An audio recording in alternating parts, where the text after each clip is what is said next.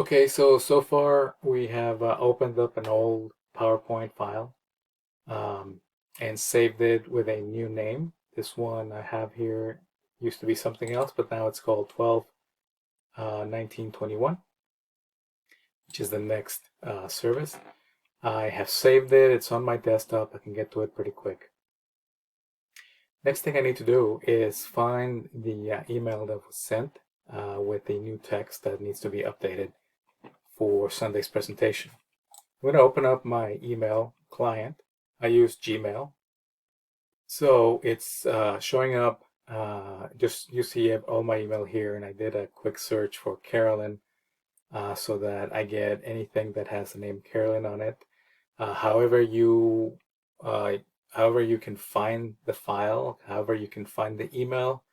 Maybe you saved it, you're on the lookout for it, you did a search for FPC, you did a search for Presbyterian, whatever it took, you found it, and now you know where it is. Mine is right here. I'm going to click on the email to see what the contents are. And here's the information for Sunday. And there were some corrections made and verses are confirmed. So I trust that this is the file that I need. It's a Word document, docx.docx. And it says this is the December 19 liturgy, which is what I'm looking for. I trust that if you have PowerPoint, that you also have Microsoft Word, in which case you could download it. I'm going to click on download and say I'll put it on my desktop. Well, that's my project for my homework, but I'll put it on my desktop and I'll save it.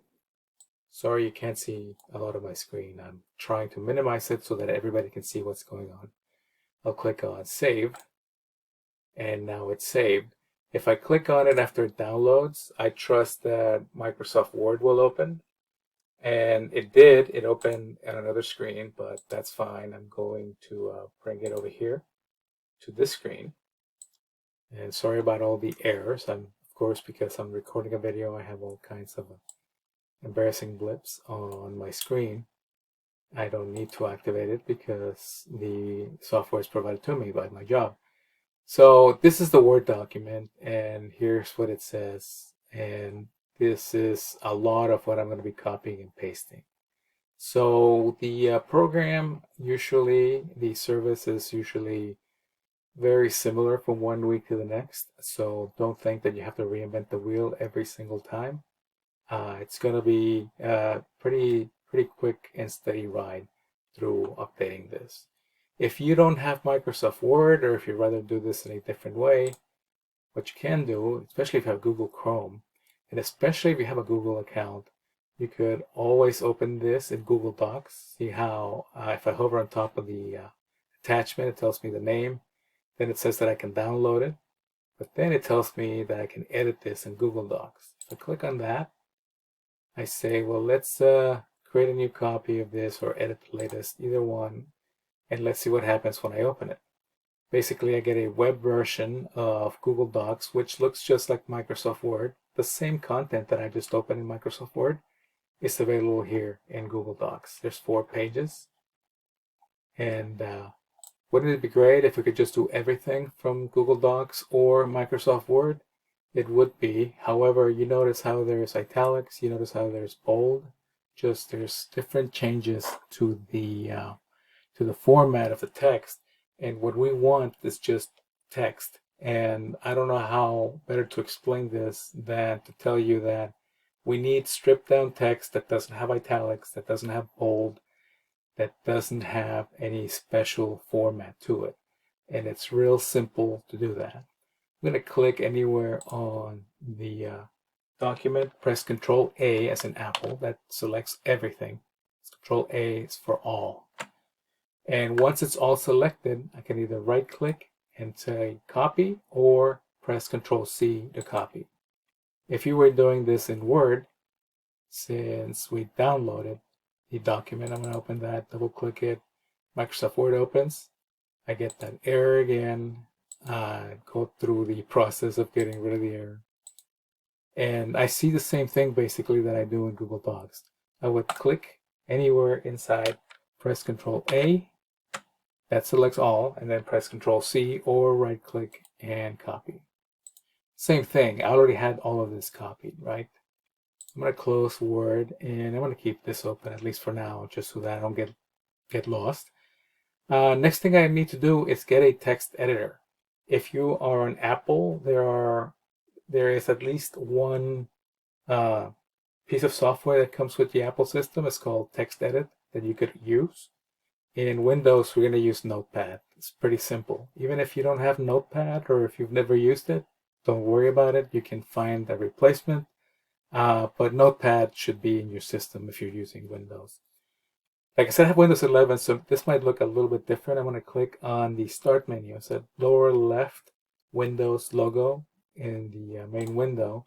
I get a menu, and I don't think you can see that there is a bar up here that says Type to Search. You don't have to type there. You just start to type in N-O-T-E, Notepad. Notice how I get the Notepad icon. Yours might look a little bit different if you have Windows 10. Windows 11, they changed it a little bit.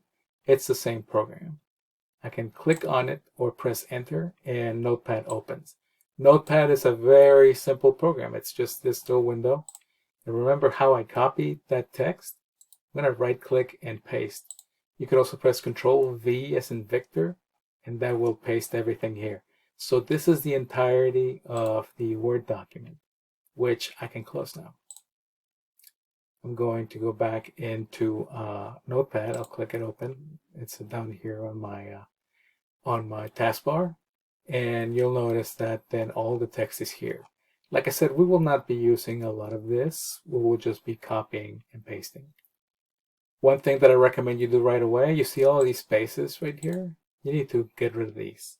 I can press Control H, H is in hotel, and say find what? Well, let's find 2 spaces. I'll delete that little text and press space, and tell it to find the next one. And it tells me that there's one right here. And although I pressed Control H, I thought this is Control F for find. Control H, I need to replace. So edit and Control H right here, replace. Let's try this again. So I get a slightly different window. I can still find what, and I need to find 2 spaces and replace it with 1 space. So I'm going to delete whatever's in there and just type 1 space. Say replace all. And then click replace all again, and then do it several times until you know that all of these are replaced. It doesn't know that these are multiple spaces. I think that this is a tab. So I'm going to click on the O just before out, and I'm going to press the backspace a couple of times so that it deletes it. I still want that 1 space, so I'll put it back, and I'll do the same with the space that is extra here. It helps a lot to get rid of that space.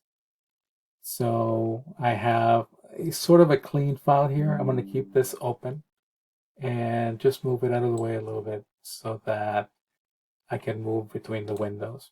I'm going to close the mail, and I'm going to go back to my PowerPoint. This is already named with the name that I want. It's 1219 as opposed to 1212 or whatever it was. I have 116 slides. It seems like a lot. It's not. There's going to be a lot of reusing. And I'll begin to make the changes to this file in the next video, and I'll see you there.